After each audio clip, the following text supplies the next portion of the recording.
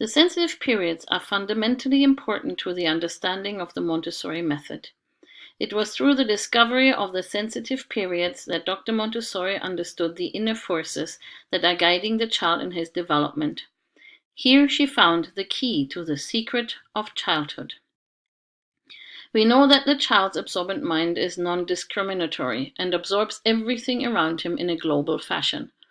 If we had only the power of the absorbent mind, all impressions we ever received would be taken in with the same level of importance, and they would remain in our minds as a continuous jumble.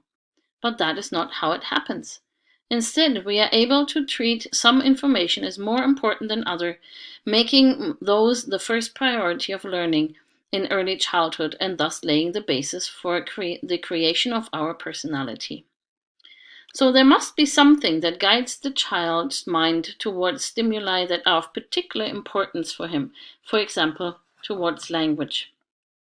What is it that makes him so susceptible towards language, considering all the sounds that he hears all the time? It is the power of the sensitive periods.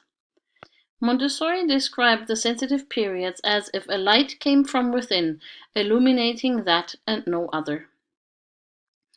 A sensitive period is like a ray of light that shines upon a certain part of human development and thereby makes it stand out for the child.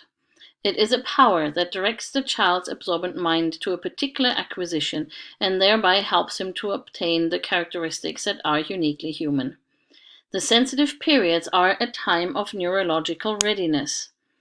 What before was only of little interest to him suddenly becomes the focus of his most passionate interest. When the child is under the influence of a sensitive period, he shows preference to some stimuli over another. He is, for example, always attracted to language, even when occupied with something else. We can notice this, for example, when a child is working in one end of the room and another one starts singing or counting at the other end. Then the working child often repeats the phrases of the song or starts counting himself, although this has nothing to do with the work in front of him. It is this sensitivity towards language that tunes his senses into that particular kind of stimulus.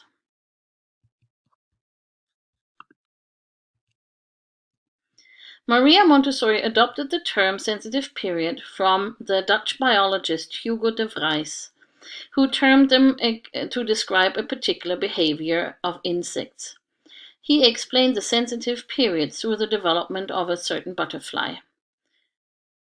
The caterpillars of this butterfly need to feed on the tender fresh leaves of the tree in order to survive, yet the butterfly lays the eggs in the darkest corner between the branch and the tree trunk, so they are protected from other animals and the weather.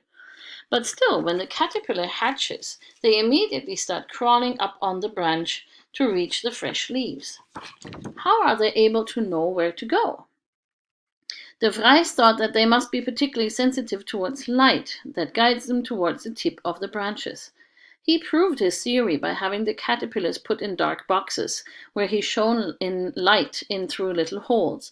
Wherever the light came from, the caterpillars would crawl towards it. But after a short period of time, the caterpillars had developed enough to feed on any part of the leaf, and their sensitivity towards light disappeared, because now they didn't need it anymore. De Vries' conclusion was that the caterpillars have a certain sensitive period in their development where they are especially sensitive towards light in order to fulfill their physical needs. In children between ages 0 to 6, we find similar periods when the children are particularly interested in a special kind of impulse, for example, language. Of all the things that are new and interesting to the little child, language is of particular interest in those first years until they have acquired their native tongue.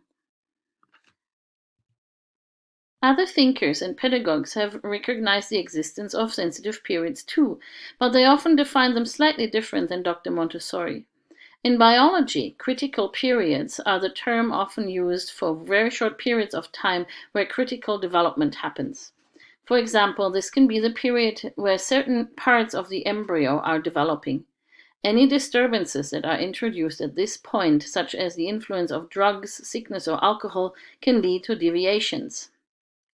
In animals, we find critical periods, for example, in the imprinting of the grey lag goose, where the fledgling has to see an adult goose within 36 hours after birth, after hatching, to become attached to the adult goose.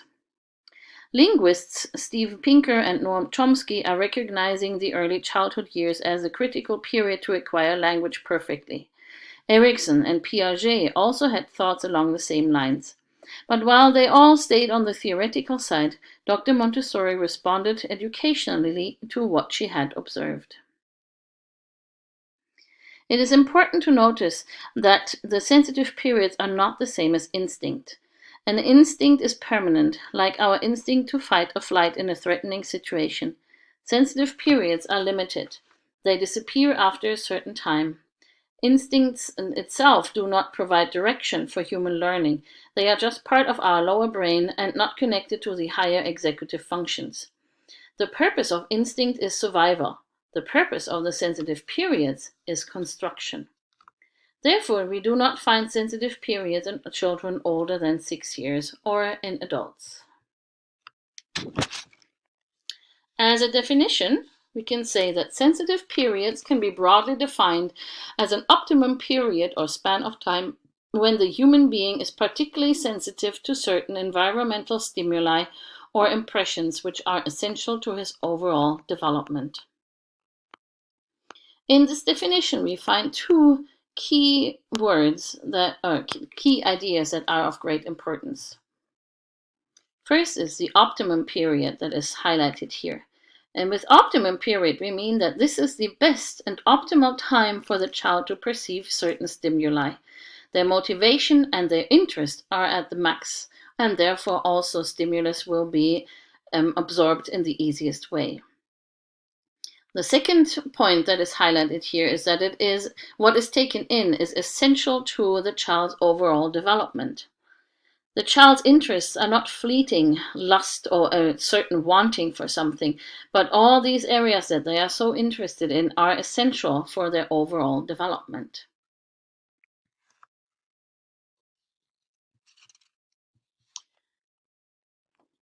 There are generally 5 sensitive periods that can be clearly observed in the young child.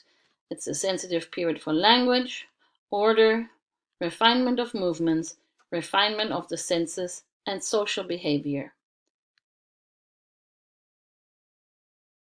We are going to look at the general characteristics of all of them before we are going to have a closer look at each of these. The sensitive periods show certain characteristics which mark them as unique traits of the child's developing mind. They are all unconscious. That means that the child is not aware of them, nor can he influence them in any direct way. The sensitive periods are found in all children all over the world, no matter their upbringing or living conditions. Therefore, we call them universal. They are also temporary. They are active during the time when an essential characteristic is acquired. When this is accomplished, the sensitive period wanes. Some of them stop abruptly, and some of them wither away over a longer period of time. Each sensitive period is devoted to a particular acquisition that is vital for human development. This acquisition can be connected to a physical or to intellectual development. Also, we find the sensitive periods only in the developing human being, not in the adult, because their purpose is to assist the child in the process of adaptation. They are the most in number, and they are also the most obvious in the first plane of development, where they often overlap and coincide. The sensitive period for language, for example, lasts over all the 6 years, while other periods appear and wane at the different times. Most of the sensitive periods are active and have their peak around the age of 2.5 and 3. The sensitive periods are clearly observable. Every parent has noticed the child's rapt hunger for words and communication and wondered about his need for motion and for movement.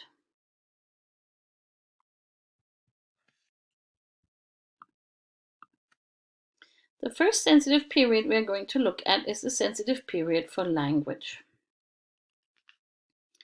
The sensitive period for language starts already before birth, which we can observe in the way the newborn child reacts to the voices of his nearest family members as if they are familiar. It also lasts all the way through the first plane of development and even a little beyond that into the age of 7 and 6. It is the most obvious of all the sensitive periods, but one that is also the most often overlooked because we kind of take it for granted.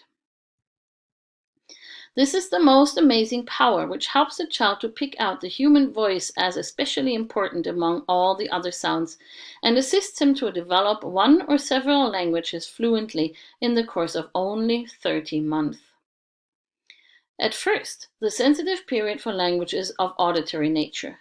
It draws the baby's attention towards the adult's mouth and urges him to smile in response. The adult is equally drawn to talk to the baby, using the typical high-pitched voice of motherese or parentese, and this immediately attracts the newborn's attention.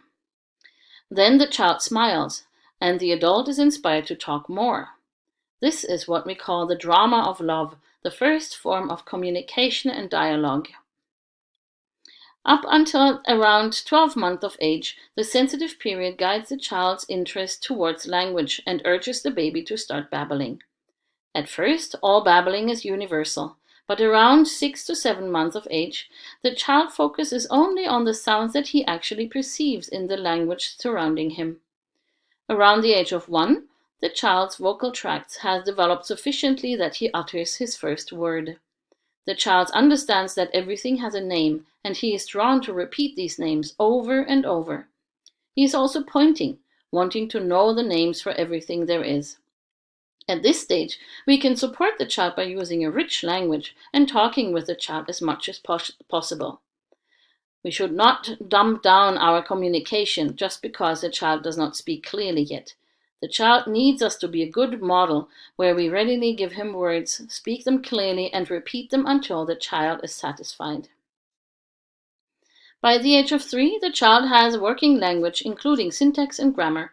Now he needs to expand his vocabulary, and he is drawn to new and intricate words. We must support this stage by precise and scientific language, using exciting words such as pentagon or deltoid leaf shape. We offer stories, books, songs, poetry, and many other possibilities to speak and listen to each other in small groups or individually. Around 3.5, the sensitive period leads the child to become interested in yet another part of language, the written symbol. Writing and reading are just another aspect of language and no sensitive periods by themselves. Written language is a creation of man and therefore not part of his basic nature. In cultures where there is no written language, we would still consider all the members human beings, even if they can't read or write. But when the child is growing up in a place where written language is present and obvious, his attention will turn towards it, urged by the sensitive period. This is also the main reason why we offer the child materials, such as the sandpaper letters and the movable alphabet at this young age. He has a burning desire to learn more about this. When the child is aided by the sensitive periods, reading and writing is much easier for him to learn than later in life when the natural urge has waned.